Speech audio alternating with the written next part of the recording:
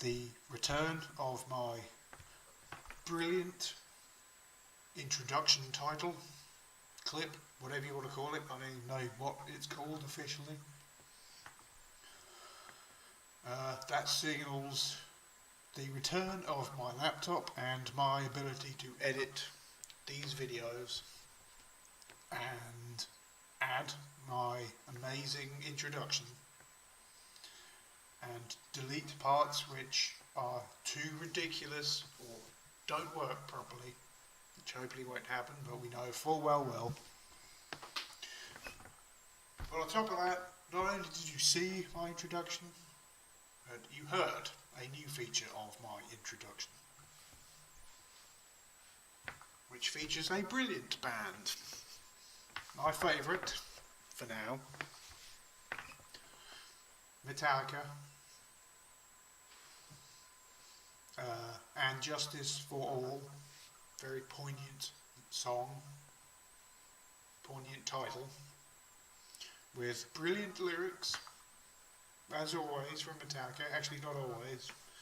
They've had a few crappy lyrics. So, to celebrate this brilliant occasion, the return of my amazing introduction, which is amazing. It's amazing that I actually managed to save the introduction and I am able to paste it into all videos. It is amazing for someone who has literally no idea what they are doing with all this editing crap, trying to make all these videos. I'm utterly rubbish at it.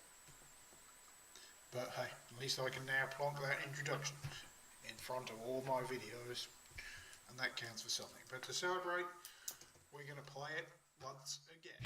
All the justice painted green, money talking. Power wolves be set to door, hear them stocking.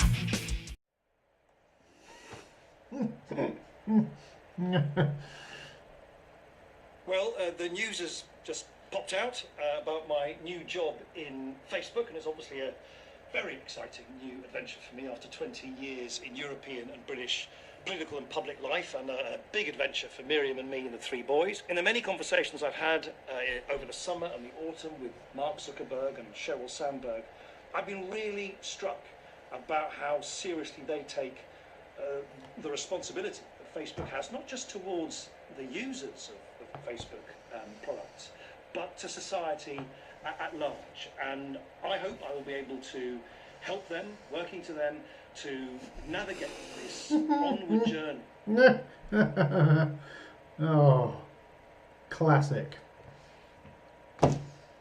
Nick Clegg. New bakers, now rich in the tasty Oh, what's this crap? and with more whole grains and veggies.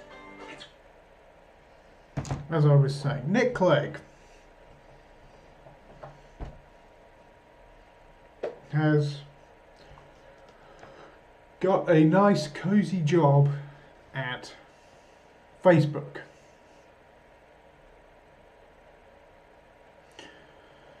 That clip was posted in the Independent, and I'll read a bit of the article. Facebook has hired Deputy Prime Minister, ex-Deputy Prime Minister Nick Clegg as head of its Global Affairs and Communications team. In a surprise move, the former Liberal Democrat leader, will move to Silicon Valley in the new year to succeed Elliot Schrage. I have no idea how you pronounce that. The news, first reported by the Financial Times, and since confirmed by Mr. Clegg, comes as Facebook faces a string of challenges in the UK and Europe, including those arising from the Cambridge Analytica scandal, new EU regulation and claims of Russian cyber activity. In a statement on his page, Mr. Clegg said, "Throughout my public life I have relished grappling with difficult and controversial issues and seeking to communicate them to others. I hope to use some of those skills in my new role," he goes on to say. It follows the summer departure of two of Facebook's top policy and communications executives, Mr. Schrage and Rachel Whetstone, married to ex-Cameron advisor Steve Hilton. Well, I didn't know that one. That's interesting. Mr. Clegg is a former European Commission trade negotiator. That means he has a brilliant pension lined up. Multiple brilliant pensions. And former member of the European Parliament, suggesting Facebook wants to use his experience to gain an advantage in Brussels. Well,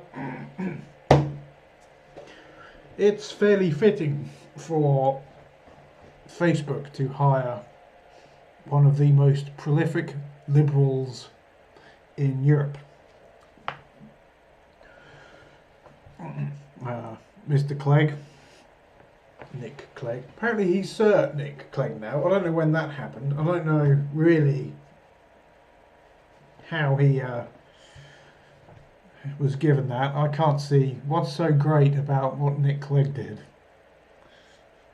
Nothing. It's not special at all. You don't go and make every Prime Minister after they leave, or Deputy Prime Minister, you don't go and make them all sirs and knights. What's Nick Clegg done? Nothing. All he did was negotiate his way into government. But anyway, Nick Clegg, a prolific liberal, has been hired by Facebook for one main reason, and it's quite clearly stated in his job title. PR, public relations. Facebook has come under a lot of criticism for being a platform for advertising by supposedly by Russia and other groups, which were done in support of Trump during the US presidential election, and similar things have been going on across Europe to essentially stir up division.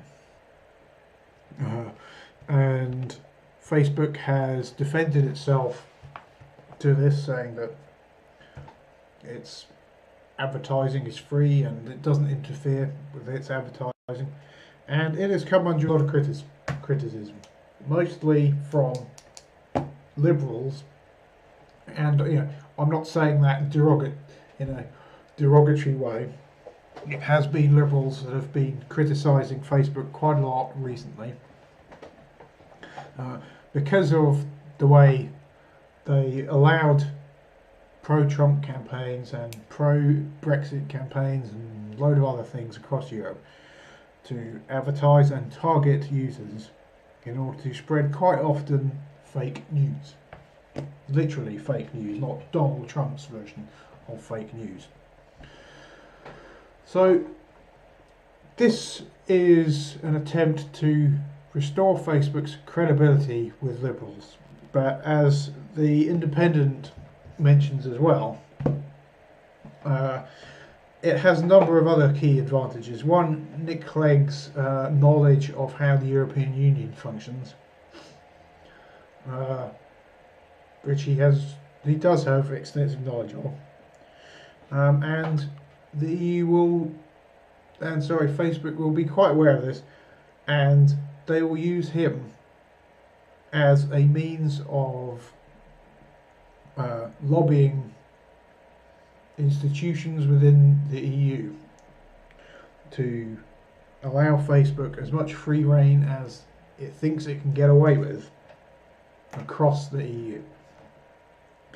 And in a similar way, it will be doing pretty much the same in the US. And by installing someone like Nick Clegg, who is a undisputable liberal, classic liberal that many Democrat and liberal voters in the US will identify with and have sympathy with the vast majority of his views, this will appear to be a welcome step in countering the spread of advertising and fake news for political campaigning and other things like that. So, from Facebook's perspective, it makes sense. Well, someone sent me this today, the breaking news when it came out, and I saw it on my phone. And my initial reaction to it was, what the hell does Nick Clegg know about PR?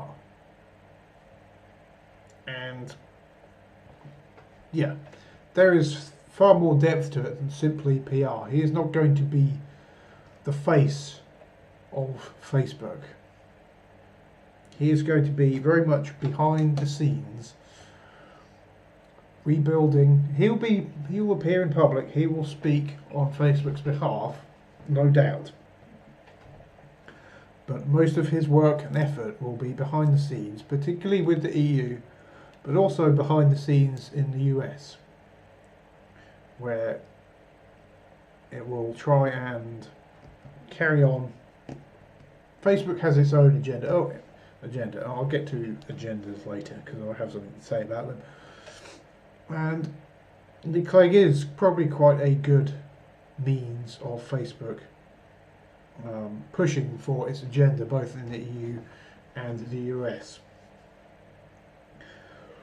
But from a personal perspective of Nick Clegg, it probably won't go down too well, especially with people in the UK and to a lesser extent in Europe as well, that he has taken such a senior job at Facebook in the light of Facebook, Google, all these other huge companies, and people can roll their eyes as much as they want, and people might, but in the light of these companies and the way in which they pay tax around the world, but mostly in Europe and the US, more so in Europe. And there's still a huge issue with how much tax companies like Facebook, Google, who else? I don't know, a bunch of other media companies and just large companies in general, Amazon, all this. And clearly everyone knows Nick Clegg has no interest in getting back into British politics. But if he wants to have some degree of legacy as a former Deputy Prime Minister, signing up to work for Facebook, a company which still does not pay enough tax in the EU or in the UK, will not go down very well. But whatever. He's allowed to do it. I think I would say it's more cynical than positive. But, whatever. Never really liked the guy. It's a way to rebuild trust with left-wing and liberal-minded people across the Western Hemisphere. That's all this really is. It's no big deal in any other sense. So, what else? That's Nick Clegg. Also in the news today, what's this? There's been, in the UK, there's been the BBC, I think, was allowed by a court to name a child grooming gang somewhere out north. Can't remember where. And I wasn't really going to say anything about this because most of it speaks for itself. These people have been caught. I think they've been caught, put in prison. That's it. But someone on the radio, I was listening to Jeremy Vine this morning, and this is what really got me. Because some bloke rang in, and this was a bloke. This was clearly a overly apologist. Is that the term? Overly apologising bloke who rang in. He essentially, and once again, I don't say this in a derogatory way, but this is what it sounded like. He sounded like a over-the-top feminist. Because he said that the child grooming, the people involved in that particular case, he didn't mention all the others, with which there are loads. He said this child grooming gang groomed these children and behaved in the way they did, not because of any cultural background that they have or share with each other, but because they are men. Now, I'm sure there are probably, if for the few number of people that end up watching this, if any women watch this, they would probably thought, I'm going to say something which is just offensive to women. Which, if you only heard the bit where I say this guy sounded like an over-the-top feminist, that straight away would appear to be a signal that suggested what I'm about to say is offensive to women. In fact, that opening statement arguably could be perceived as offensive to women. But then when I say that this bloke says on the radio, talking to Jeremy Vine, he says they commit these crimes, they groom these children, beat them, threaten them, rape them, whatever the hell they did. This group of, and let's not hide from it, this group of Asian, mostly Pakistani men, they did that not because of any cultural connections they have, but because they are just a bunch of men. Essentially, that is categorising every single man in the country as someone who would potentially do that. And of course, that's ridiculous even to himself, that caller, because he's a man, therefore he probably, by his logic, he is susceptible to go out and do the same bloody thing. Which is freaking ridiculous. That's such a stupid suggestion. It's got absolutely sod all to do with the fact they're men. They yeah, to some small extent it might. But the bottom line of it is that they have a cultural, it's in their cultural heritage, sadly. Okay, it's been identified, even people who really hate saying that it's from the culture that they have grown up with and that has been to some extent exported into certain communities in the UK. Even people who hate saying that and really have no desire to label all people from Pakistan or wherever else in some way, even those people say, yes, we have identified that actually that is more prevalent amongst people from Pakistan or from wherever the hell else they have come from. That isn't labelling everyone. That's not labelling all Pakistanis, it's not labelling all bloody Muslims, anything like that. That's not saying, yeah, okay, therefore they all do that. That is simply identifying a trend. And the fact that this guy rings in and so blindly rejects that is just quite depressing, actually. And he's got to be completely deluded. He is kidding himself to such a mind-numbing extent. This guy clearly is in total denial, and he's apologising. He's apologising for, what is he? He's an apologist, but he's not apologising for them because he's not saying it's because of that. Anyway, whatever, I'll forget the apologising crap. So, there's that. That was another thing. Idiot. There had plenty of people ring in. Yeah, either there was a Labour person, I think Labour MP, rang in and said, yeah, this is a problem. We have to sort it out. I don't know. But there's always some idiot who does that, who just says, you know, I digress. I have one other thing to say, and it goes back to, this is a broad point. This isn't really covering any particular news today, because I'm almost done with that. This video is 18 minutes long now. I'll probably go another 10 minutes about this. Something reminded me of it. So this is a little discussion, or this is some reasoning about the use of the word agenda when people label or people claim that certain people have a particular agenda. And when you think about it, especially for politicians, which is where quite often the statement arises, people will say, oh, they have an agenda, you have an agenda, you have a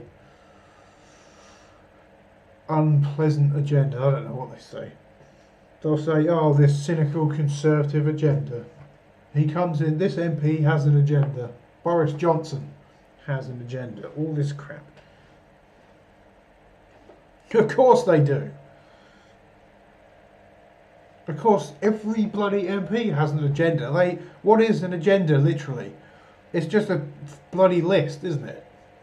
It's a list of things which you prioritise. Everyone has an agenda in their day-to-day bloody life. Doesn't mean that what you're doing is cynical. People come in and they'll say, right, the NHS is more important to me. They'll say housing, social care, mental health, whatever. It's all a bloody agenda. The idea that people come in and they don't have an agenda is ridiculous, because if you had a bunch of MPs come in with no bloody agenda, well, firstly there'd have to be independents, and then all they're going to do is go along with the first person that talks to them. Do you have an agenda? No, I don't. Oh, in that case, can you vote this way on such and such a bill? Yeah, sure. And the next person, completely opposite side of the spectrum, can you vote with us for this? Yeah, sure. Because I don't have an agenda. You two do. Yeah. But I don't. I have no agenda whatsoever. I heard it. Can't remember if it was on the radio or whatever, something like that. But it really, yeah, that wound me up. So actually, there's not a great deal to say on that. That was just one little point. Now,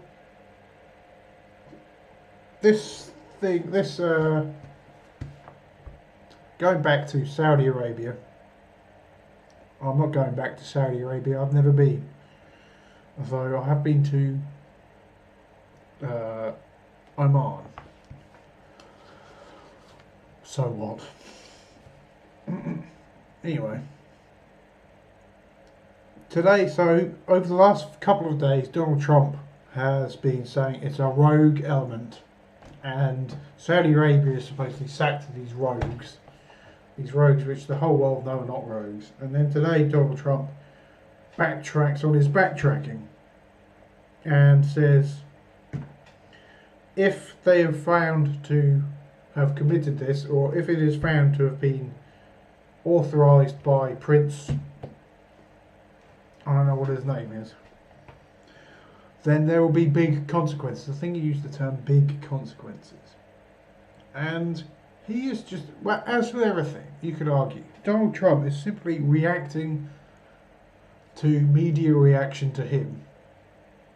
He is second-hand reaction. That is all Trump has been doing over this entire Saudi Arabia thing. And if anyone's surprised by it, well, you know, we get to the point where Donald Trump, I don't think anything that he does now surprises anyone, is it? Which is just utterly scary. Anyway, there was another thing I was going to talk about, but I can't remember it. And I think this video is plenty long enough. And I do intend, and I didn't do it today, all I did was open with some clip about with Nick Clegg, where it was on the Independent, and it was him talking away about him joining Facebook. And I haven't done it in this one, mostly because it's now 10 o'clock. I had trial and error after trial and error of putting the videos together. This whole editing thing is still an absolute pig. But I mean, at some point I'm going to do something about it. I might invest in a microphone, and for a whole bunch of other reasons I might end up with another computer, because this laptop just can't hack it. I mean, I've given up trying to record YouTube and record this at the same time, because it crashed, and I'm not sure it's technically not in sync or lagging, but its ability to play back both at the same time, or even when you edit it, it's completely useless as a video recorder and editor.